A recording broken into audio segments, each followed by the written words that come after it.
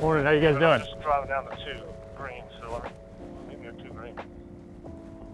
This morning I'm basically setting up for round 2, so I'm going to set the tee markers, check the hole locations for round 2, and also as I go around be looking for round 3 hole locations and determining those. And I'll put a dot on the ground very similar to what I did on the tee box, so that the maintenance crew tomorrow morning, when they come out and start their morning work, they will be able to go ahead and cut the hole for round 3. So right now I'm looking for the round 3 hole location, which I've already predetermined earlier in the week based on the wind forecast and basically how I want this hole to play. So I'm just going to hit a few putts.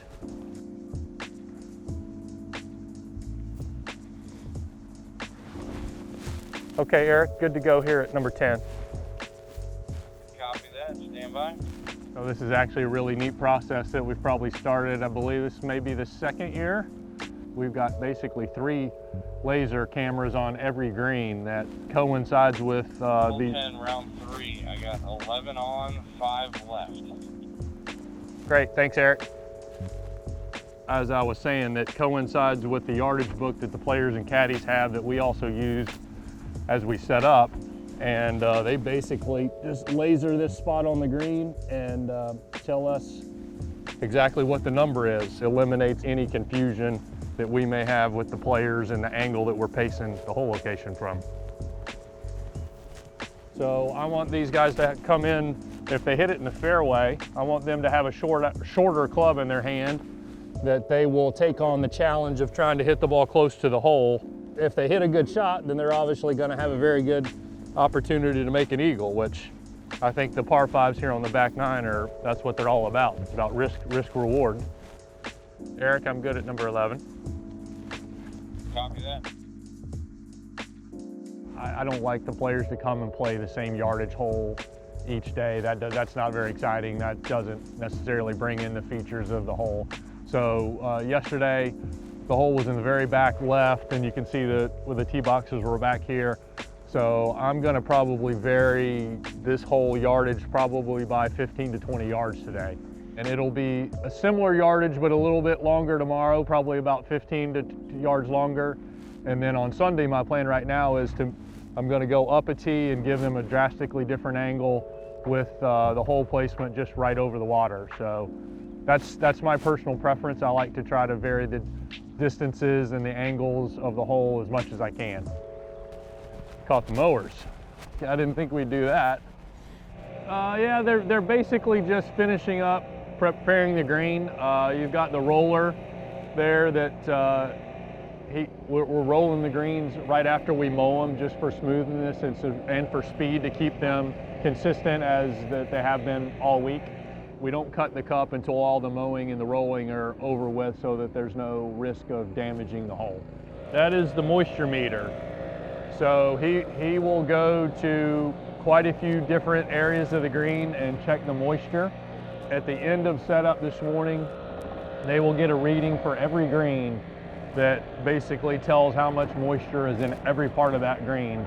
And they monitor it for weeks before the event as well as during the events, to try to maintain the same level of moisture throughout all the greens, which basically controls the firmness.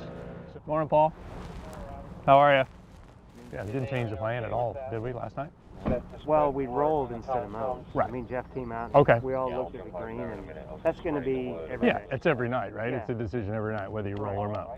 Yeah, and you know, we're using all the data, and then, Sure. but not forgetting our eyeballs and our Sure. years of experience. The mow 2 days ago, Mhm. I think, really cleaned them up. Okay. And we finished better yesterday. Good. And you know, we're starting today as close as we can get to yesterday. Yeah. I mean, it's within an inch. No, the putt's great, the putting great. And 17, I think they put the right amount of water on 17. It's going to firm up every afternoon just because it's a new green. Look, it's firm. I mean, it's a new green, and it's like we were talking in the office this morning. They've played 2 practice rounds on it. They've known what to expect. It is firmer. I mean, it's new. It's to be expected. So we're driving to 17 green. We're going to set the hole placement for round 3 tomorrow, and Tomorrow is the 20th anniversary of the Better Than Most putt that Tiger made, and we're going to do our best to try to duplicate and find a very similar hole location for round 3. So the Better Than Most putt that was made, the hole placement was down here on front left. So we've got some history of the pacing. Where the hole was 20 years ago, it's definitely down here on the front left portion of the green. It's not going to be exact due to the fact that the greens complex here has changed a little bit, but we're going to do our best to get it in a very similar look. So if you remember from that putt, Tiger was way back here on the back left portion of the green, and the first part of the putt is going to break quite a bit to the left, but once it starts to go down the slope, it does tend to go quite a bit to the right. That's going to be good. Great putt. There you go. Made it. He made it.